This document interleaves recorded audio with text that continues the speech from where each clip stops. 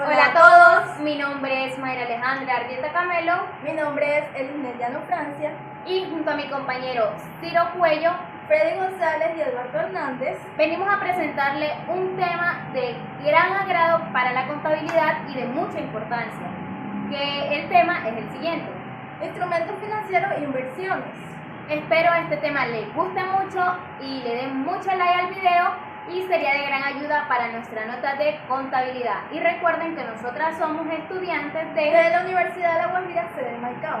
Bueno, yo les vengo a hablar acerca de las clases de instrumentos financieros, los instrumentos de patrimonio y otros tipos de instrumentos financieros. Pero antes de esto debemos conocer qué son los instrumentos financieros, y de acuerdo con las normas internacionales de información financiera se define como: un instrumento financiero es cualquier contrato que da lugar a un activo financiero en una entidad y a un pasivo financiero o un instrumento de patrimonio a otra entidad.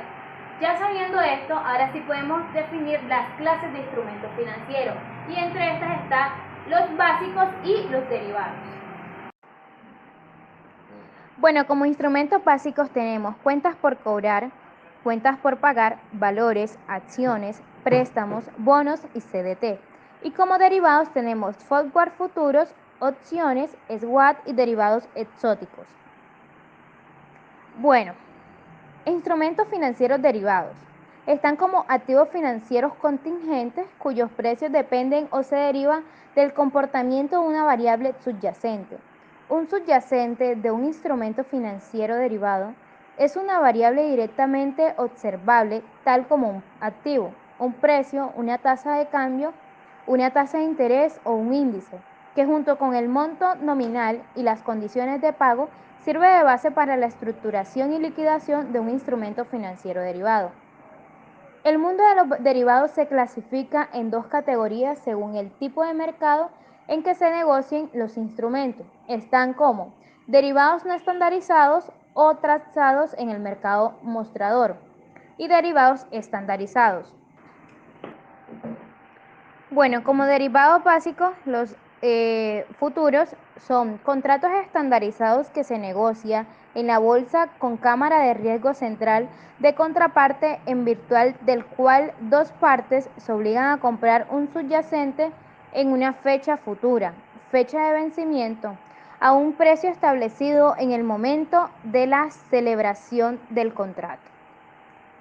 Forward es un contrato entre dos partes hecho a la medida de sus necesidades para comprar o vender una cantidad específica de un determinado subyacente en una fecha futura, fijando en la fecha de celebración las condiciones básicas de instrumentos financieros derivados, entre ellas principalmente el precio, la fecha de entrega del subyacente y la modalidad de entrega.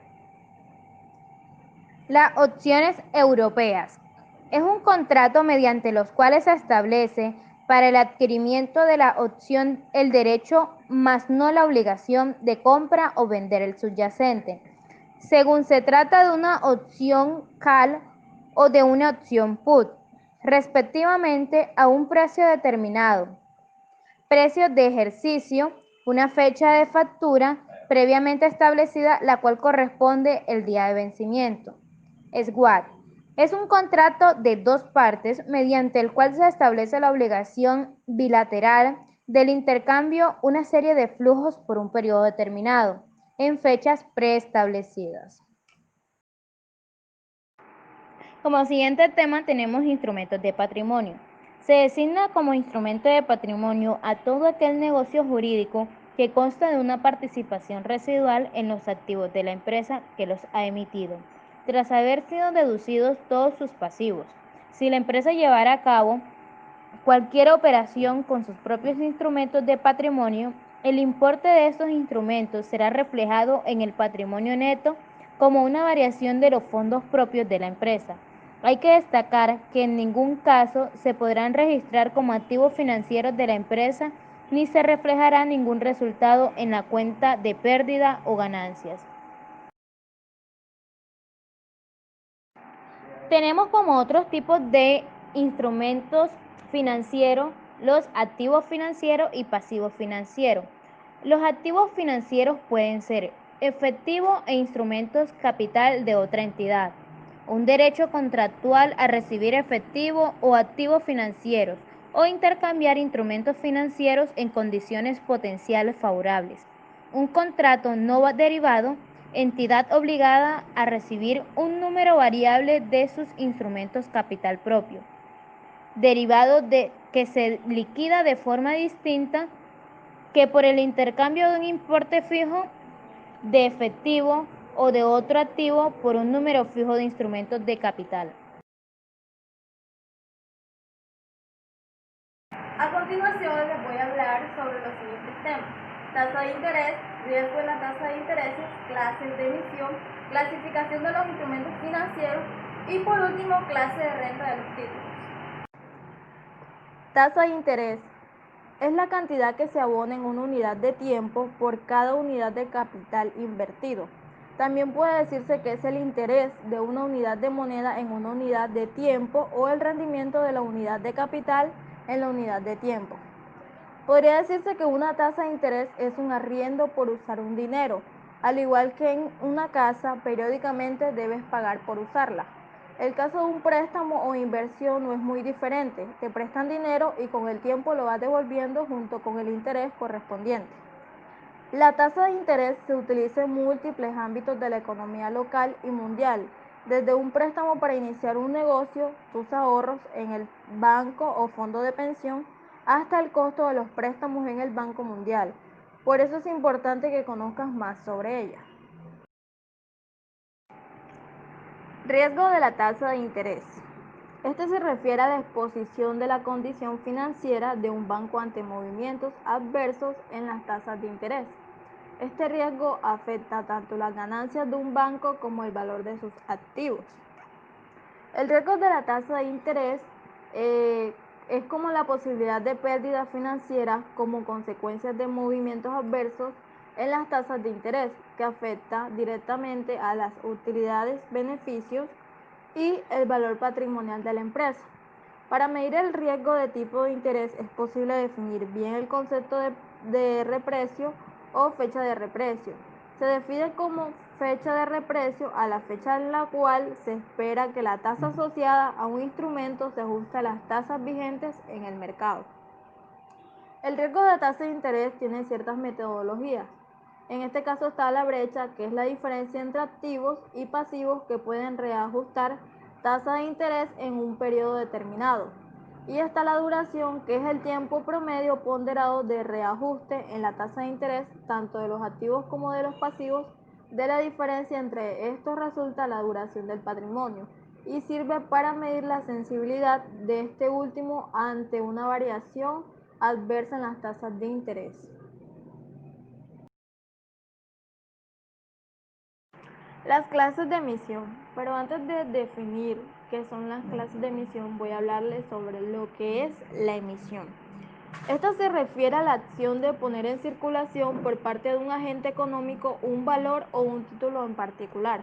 Tanto a nivel de empresas como de países existen múltiples de modalidades de títulos a emitir persiguiendo la obtención de una contraprestación. Las clases de emisión son: emisión de dinero, que es la creación y puesta en circulación de billetes y monedas para su uso en transacciones comerciales. Está la emisión de deuda, que es la forma de una financiación por la que una empresa o una institución pone en circulación títulos de valor, como pueden ser las acciones. El objetivo es obtener liquidez bajo la promesa de un pago futuro a los compradores. Está la prima de emisión, que es el precio por encima del valor nominal al que se emiten nuevas acciones. Normalmente este sobreprecio aparece cuando una compañía se plantea aumentar su capital social y permitir la entrada de los nuevos socios. Son los accionistas antiguos, por medio de una junta previa, los que deciden si el aumento de los fondos se realizará mediante la puesta en circulación de nuevas acciones al mismo precio que ellos pagaron o por encima de este. Esta última opción evita que las acciones de la empresa pierdan valor y además es una forma de proteger a los socios veteranos. Y por último está la emisión de bonos, que se trata de una forma de endeudamiento asumido tanto por la empresa privada como por los diferentes gobiernos para paliar la necesidad de liquidez en momentos determinados. De esta manera, el emisor de los bonos cubre sus necesidades de capital directamente del mercado, al tiempo que adquiere la obligación de devolver esas cantidades en un tiempo y con unos intereses previamente fijados y reflejados prescritos. El inversor que los adquiere normalmente recibe los rendimientos al final de un plazo fijado entre 3 y 5 años, a diferencia de las obligaciones, que cuenta con una fecha de vencimiento superior.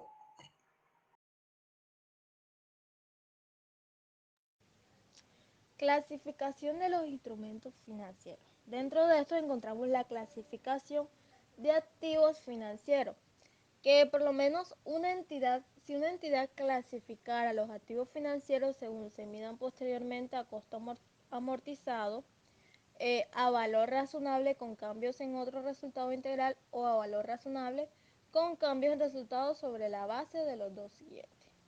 Tenemos que el modelo de negocio de la entidad para gestionar los activos financieros y de las características de los flujos de efectivos contractuales del activo financiero. Un activo financiero deberá medirse al costo amortizando si se cumplen las dos condiciones siguientes. El activo financiero se conserva dentro de un modelo de negocio cuyo objetivo es mantener los activos financieros para obtener los flujos de efectivos contractuales. Y dos, las condiciones contractuales del activo financiero dan lugar en fechas especificadas a flujos de efectivos que son únicamente pagos del principal e intereses sobre el siguiente importe del principal pendiente. Un activo financiero deberá medirse a valor razonable con cambios en otro resultado integral si se cumplen las dos condiciones siguientes. Tenemos que el activo financiero se mantiene dentro de un modelo de negocio cuyo objetivo se logra obteniendo flujos de efectivos contractuales y vendiendo activos financieros.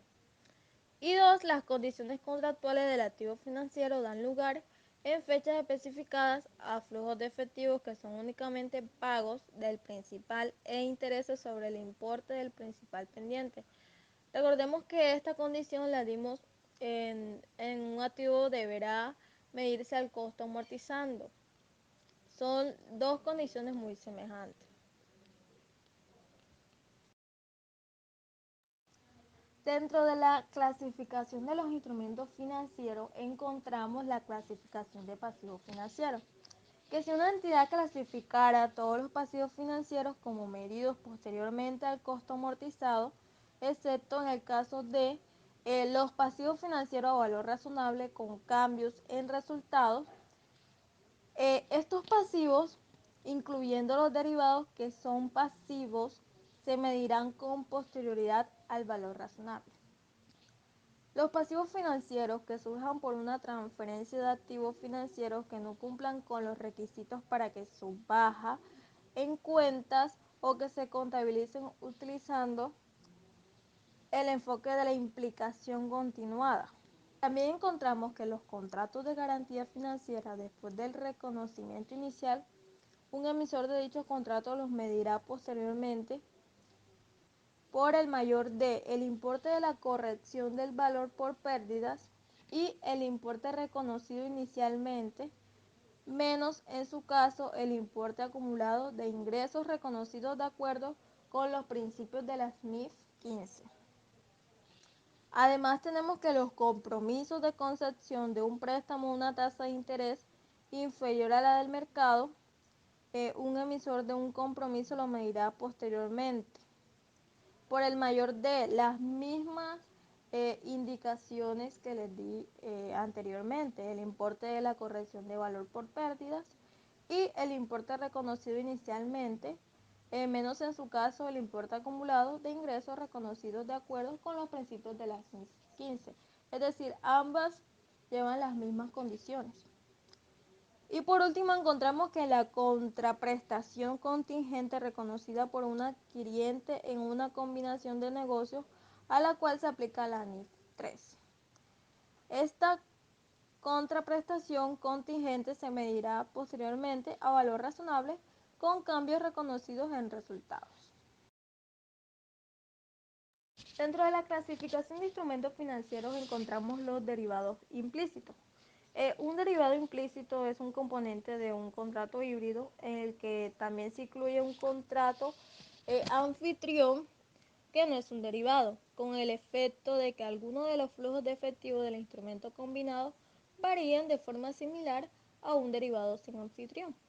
Un derivado implícito provoca que algunos o todos los flujos de efectivo que de otra manera serían requeridos por el contrato se modifiquen de acuerdo con una tasa de interés especificada. El precio de un instrumento financiero, el de una materia prima cotizada, una tasa de cambio de moneda extranjera, un índice de precios de tasas de interés, entre muchas otras. Un derivado que se adjunta a un instrumento financiero, pero que sea contractualmente transferible de forma independiente o tenga una contraparte distinta a la del instrumento, no es un derivado implícito, sino un instrumento separado. Dentro de estos encontramos los contratos híbridos con anfitriones de activos financieros. Si un contrato híbrido contiene un anfitrión que no es un activo que quede dentro del alcance de esta norma, un derivado implícito deberá separarse del anfitrión y contabilizarse con un derivado según esta norma. Si y solo si las características económicas y los riesgos del derivado implícito no están relacionados estrechamente. Si un instrumento separado con las mismas condiciones del derivado implícito cumplirá con la medición de un derivado, y si el contrato híbrido no se mide al valor razonable con cambios en el valor razonable reconocidos en el resultado del periodo, es decir, un derivado que se encuentre implícito en un pasivo financiero medido al valor razonable con cambios en el resultado no se separa. Si un derivado implícito se separa, el contrato anfitrión se contabilizará de acuerdo con la norma adecuada. Esta norma no aborda si un derivado implícito se deberá presentar de forma separada en el estado de situación financiera.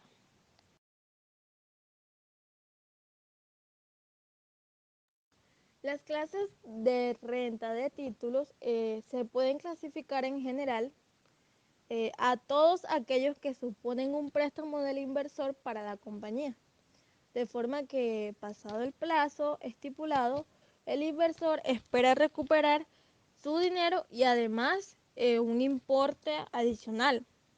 Dentro de esta clasificación podemos encontrar distintas variedades en función del emisor, el plazo de devolución u otras características particulares del funcionamiento de una emisión concreta. Existen muchas clases y estas se dividen según alguna característica. La primera es según el emisor. Esta se divide en emisiones de deuda pública y emisiones de deuda privada. La siguiente es según el plazo de devolución. ¿Pero qué es el plazo de devolución? Este es un factor importante a la hora de comparar distintas emisiones porque un título a devolver en un periodo mayor implica más riesgos, pues que a uno a devolver en corto plazo. Entonces esta se clasifica en emisiones a corto plazo, mercado monetario, emisiones a medio plazo, los bonos, y emisiones a largo plazo, que son las obligaciones. Seguimos con la clase de renta según características de funcionamiento de los títulos. Un título de renta fija puro consiste en un préstamo que recibe el emisor a cambio de unos pagos fijos en unos plazos fijos y la devolución del principal. Existen emisiones que se basan en la idea de la renta fija, pero presentan características concretas que deben ser consideradas por el inversor al incidir de alguna forma en el riesgo, el plazo o el importe de la devolución. Entonces, podríamos decir que este se clasifica en La renta fija asegurada, obligaciones. La renta fija no asegurada. Eh, los bonos indexados, los bonos redimibles, los bonos segregables, bonos por sorteo, bonos, bonos con cupón diferido, las obligaciones con participación en beneficios, los bonos convertibles canjeables o con opción de compra, la renta fija hipotecaria, los bonos sin fecha de devolución, las obligaciones subordinadas, las participaciones preferentes y por último el reposo. Buenas, mi nombre es Freddy González y hoy le vengo a hablar acerca de la evaluación financiera, inversiones a CDT de costo amortizado y cédula de capitalización. Determinar los niveles de rentabilidad de un proyecto para el cual se compara los ingresos que genera con el proyecto de los costos, en lo que el proyecto incurre tomando en cuenta el costo de oportunidad de los fondos. Por otro lado, también se debe determinar la estructura y la condición de financiamiento y a su vez la afectación del proyecto hacia las finanzas de la entidad. Esto determinará en sí las mismas el sujeto de crédito ante la posible necesidad de financiamiento. En general, podemos decir que la evaluación financiera es el estudio que se hace a la información que proporciona la contabilidad y todas las demás informaciones disponibles para tratar la situación financiera de sectores específicos de estos. Entre los métodos de evaluación financiera encontramos la tasa interna de retorno y el valor actual neto. La tasa interna de retorno tiene como objetivo centrarse en la tasa de rendimiento de un proyecto. Cuando ambos aspectos entran en conflicto, la empresa debe maximizar su valor y no su tasa de rendimiento. La tasa interna de retorno de un proyecto de inversión es la tasa de descuento que hace el valor actual de los flujos de beneficios, o sea, beneficios positivos, que sea igual al valor actual de los activos flujos de inversión negativos. La tasa interna de retorno tiene ventajas y desventajas, las cuales son: las ventajas: toma en cuenta todos los flujos y su distribución en el tiempo. Se pondera intrínsecamente la importancia de la inversión inicial. Si el TIR, tasa interna de retorno, es mayor que cálculo costo de capital, se garantiza cubrir la inversión, el costo financiero y generar un excelente que incremente la riqueza de la empresa. Desventajas: no maximiza la ganancia, que es el objetivo de la empresa. No conduce a decisiones óptimas ante proyectos con vida económicamente desiguales, por lo que no se recomienda usarlo. Es posible que también se presenten varios tasa interna de renta en un solo proyecto. Y el otro que tenemos es el valor presente. Valor presente es también conocido como valor actual neto. Este es uno de los métodos financieros que tiene como objetivo tomar en cuenta los flujos de efectivo en función del tiempo. Consiste en encontrar la diferencia entre el valor actualizado de los flujos de beneficio y el valor actualizado de las inversiones y otros egresos de efectivo. La tasa que éste utiliza para descontar los flujos es el rendimiento mínimo aceptable de la empresa, por debajo del cual los proyectos de inversión no deben ser ejecutados. Inversiones de CDT a costo amortizado. El CDT es un título de valor expedido por una entidad financiera por el depósito de una suma de dinero a un plazo y a una tasa determinada. Es un instrumento de inversión de renta fija que puede negociarse en el mercado secundario de la bolsa de valores, pero que no es redimible sino hasta su vencimiento. El CTCP, o sea, Consejo Técnico de Contadores Públicos, señala que el método utilizado en un CDT es el costo amortizado, puesto que los flujos de caja de este título están conformados por capital e intereses. La entidad obtendrá el importe en los libros de CDT calculando el valor presente de los flujos de efectivo futuros con la tasa de interés efectiva, y el ajuste obtenido se reconocerá en el resultado del periodo como un ingreso. Es importante recordar que para las pymes, las inversiones en títulos de deuda se consideran como instrumentos financieros básicos, tales como los CDT. No tienen la opción de medición a valor razonable, así lo dispone en el párrafo 2,47 de las NIF para pymes.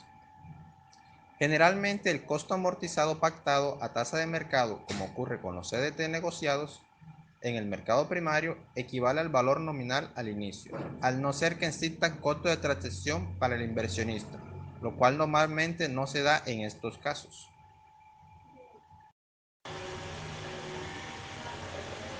Título de capitalización o cédula de capitalización. ¿Qué es? Un título de capitalización es un documento en el cual obra un contrato entre una persona y una compañía. A la primera se le llama suscriptor y a la segunda capitalizadora. En este, el suscriptor se ve obligado a consignar una cuota fija mensual durante cada uno de los periodos establecidos en el plazo total del contrato, mientras que la sociedad capitalizadora se compromete a pagar, luego de que se cumpla el plazo del contrato, un monto de dinero determinado. De forma adicional a esto, el suscriptor tiene la opción particular de participar en sorteos periódicos. Las condiciones de cada título de capitalización son aprobadas por la Superintendencia Bancaria. Esta tiene ventajas y desventajas. Entre las ventajas podemos encontrar que permite entrar a sorteos periódicos en los cuales se entrega un ganador. Ayuda a mejorar la disciplina con presupuesto para ir acumulando recursos. Es una posibilidad para quienes no encuentran con un crédito y tampoco aún quieren ir a un banco para un préstamo. Este producto permite ayudar a cumplir las metas de ahorro, por ejemplo, si se desea ahorrar para la compra de un carro, de una casa o de una moto. Y la desventaja que este posee es, en caso de querer salirse antes, puede existir una penalización por no terminar el ahorro y se te será devuelto el dinero descontando tarifas como administración y sanciones por retiro. Al invertir cierto monto de dinero durante un plazo determinado, recibirás una rentabilidad muy baja y el monto invertido perdería valor en el tiempo en el caso de no resultar favorecido en la rifa que hacen las capitalizadoras.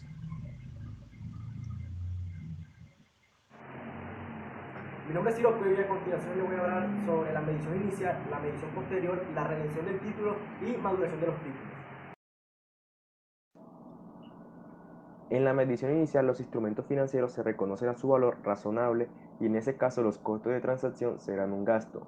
Pero si los instrumentos financieros se valoraran posteriormente a costo amortizado, como en el caso de los préstamos otorgados, los costos de transacción serán un mayor valor del activo o un menor valor del pasivo cuando los costos de transacción se dan un mayor valor. Se trata, por ejemplo, de un crédito bancario. Los costos de transacción incluyen, entre otros, honorarios y comisiones pagadas a agentes, asesores e intermediarios externos, gastos notariales y legales. No pueden tratarse como costos de transacción las primas o descuentos obtenidos en la compra o emisión. Los gastos financieros, los costos de mantenimiento o los gastos administrativos internos.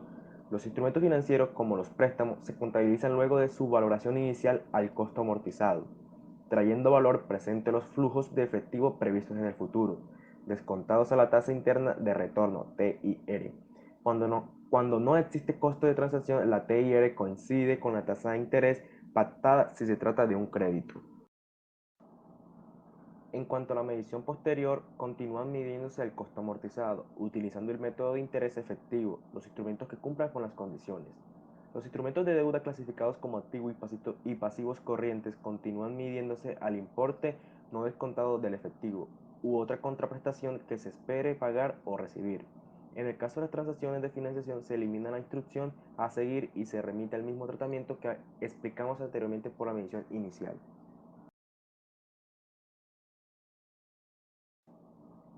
Títulos de deuda de corto plazo. Instrumentos del mercado monetario tales como títulos, papeles comerciales, aceptaciones bancarias y otros títulos que usualmente dan al tenedor el derecho a recibir una suma fija de dinero en una fecha específica.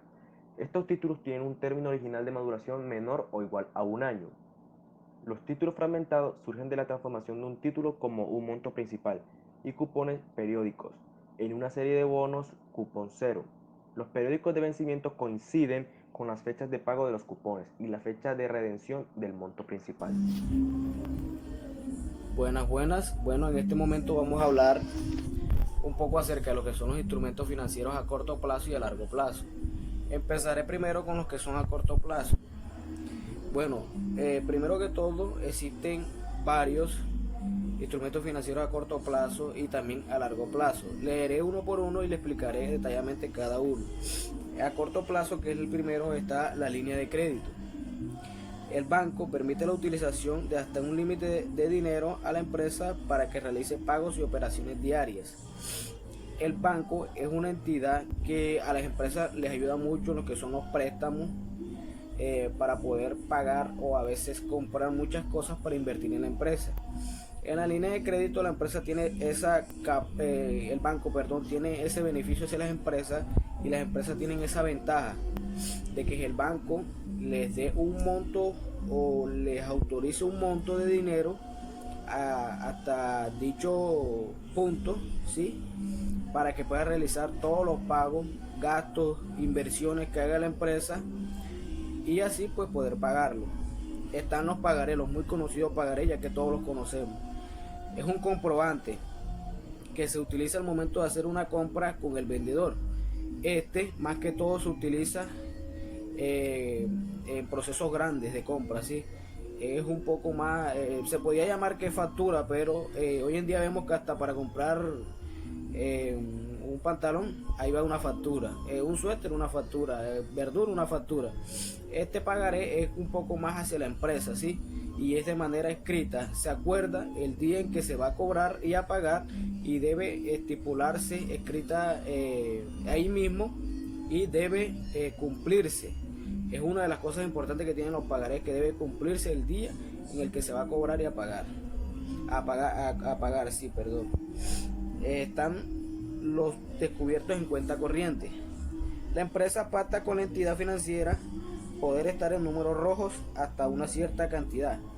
En este caso, números rojos significa que tú no tienes un saldo suficiente, tu empresa no tiene un saldo suficiente en la entidad para pagar tus gastos diarios. Esto ocurre ¿por qué? Por lo mismo que acabé de decir, porque tu empresa o tú tienes muchos gastos en el cual están por fuera de tu proceso, como querer subir de nivel a nivel empresarial. Por esto la entidad te deja pues digamos así como cubrir esa parte, y que tú sigas trabajando, pero teniendo pendiente que debes pagar todo lo que debes anteriormente. Entonces ahora vamos a pasar a los que son instrumentos financieros a largo plazo. Bueno, aquí son 5 y los leeré detalladamente porque es algo extenso. Instrumentos financieros a largo plazo. Préstamo a largo plazo es el primero. Bienes físicos de carácter duradero que la empresa requiere para desarrollar su actividad normal. En este caso, al hablar de bienes físicos, podemos hablar de la materia prima. Existe maquinaria en el cual la empresa utiliza y lo trabajan a diario, ¿sí? Por ejemplo, yo tengo una empresa de agua, necesito una máquina que la procese, que la trate. Entonces eso a veces lo hacen algunas entidades, prestan maquinaria. ¿Para qué? Para que la empresa trabaje, y ellos le dicen, no, vamos a acordar algo, te doy una máquina, tú me la vas devolviendo a tal porcentaje, y si de pronto tu empresa cae, la máquina queda siendo mía. Sí, hay personas que trabajan así, no prestan dinero, pero tienen la capacidad de hacerte una máquina o algo que tú necesites físicamente. No puede ser solamente dinero, y te la dan y tú lo devuelves a cierto porcentaje, 10% o 15%, para ellos tener algo mensual. Emisión de acciones. Yo tomé como ejemplo esto. Tengo una empresa, yo la vendo o vendo la mitad de ella, pero teniendo en mi mente que si yo vendo mi empresa, por decir aquí una empresa de agua, vendo la mitad de mi empresa aquí, mi empresa está valuada en 50 millones de pesos, 60 millones de pesos, vendo la mitad de ella en 30. ¿Qué hago con esos 30 millones que yo la vendo? Pues tengo la mentalidad de irme a otro lugar y posicionarme allá con la misma empresa. Para eso debo mirar en qué ambiente voy a estar, ¿sí? Si vale la pena o no vale montar esa empresa allí. Esas son la emisión de acciones, y esto nos da un mayor desarrollo. De pronto pues muchas personas piensan que teniendo una empresa y vendiéndola pues pierde, pero en ese caso no. La persona que tiene mente emprendedora y mente de empresario sabe lo que hace, y en este caso pues la vende sencillamente para irse a otro lado y emitir más dinero, más acciones pues para él como persona. Arrendamiento financiero, sacando aporte al arriendo como si fuera yo quien estuviera allí. Para el arrendamiento financiero debo pagar a mí mismo donde estoy, o sea, debo invertir donde yo estoy como si estuviera yo pagando un arriendo en algún local, en el mercado, en alguna bodega. Yo debo sacar para invertir allí. No voy a estar siempre con la misma casita de madera, de obra gris, pues ya debo subir, y para eso existe lo que es un arrendamiento financiero. Tú puedes ir a arrendar un lugar y puedes pagarlo, pero también sería de que si tú tienes tu local en tu casa, tú le saques a él mensualmente y lo inviertas allí mismo como si fuera un arriendo. Eso es un arrendamiento financiero. La hipoteca, un ejemplo de lo que es la hipoteca, una persona me dice a mí, préstame tal dinero, pero resulta y pasa que esa misma persona me había pedido antes y me había quedado mal. Entonces ella me dice, yo sé que te quedé mal, pero mira, te dejo esto, supongamos un teléfono, si tú me prestas y de pronto yo no te pago, ya sabes que te devuelvo con lo de valor que te di. Eso es una hipoteca. De pronto él te queda mal, pero a la vez te quedó bien porque te dio algo de valor que a ti te sirve para algo. Tú lo puedes vender y recuperar ese dinero, te puedes quedar con él. De todas maneras sirve de las dos formas. Entonces eso es una hipoteca. Y por último, la emisión de bonos. Es cuando una persona en específico invierte tu empresa por medio de ti. Yo tengo una empresa de agua, de jugo, llega alguien que tiene 10 millones de pesos y me dice, ¿será que tú me puedes invertir esta plata en tu negocio comprando botella, tapa, lo que necesites, caja, lo que tú puedas, y me lo pagas a cierto por ciento, ¿sí? Entonces ya es de tu parte si lo necesitas o no. Si de pronto lo necesitas con urgencia, pues obviamente tú agarras ese dinero, lo inviertes en tu empresa y acuerdas con tal persona qué porcentaje le vas a dar. Eso es lo que son las emisiones de bonos. La emisión de bonos y emisión de acciones son muy parecidas, pero la emisión de acciones es a manera personal. Ya es de tu parte si tú quieres irte a otro lugar y vender tu negocio aquí, pero para no perder, sino para invertir allá. Sí, de pronto allá te va mejor que acá, en una ciudad grande. Ya eso es a manera personal. De pronto tú quieres ganar más plata y pues puedes hacerlo. Quieres irte a otra región a querer invertir allá en otro negocio tuyo y pues vender el que tienes aquí, pues ya eso depende de usted. Y la emisión de bonos es como a carácter del pensamiento, ¿sí? De que tú quieres invertir dinero de otra persona sin saber si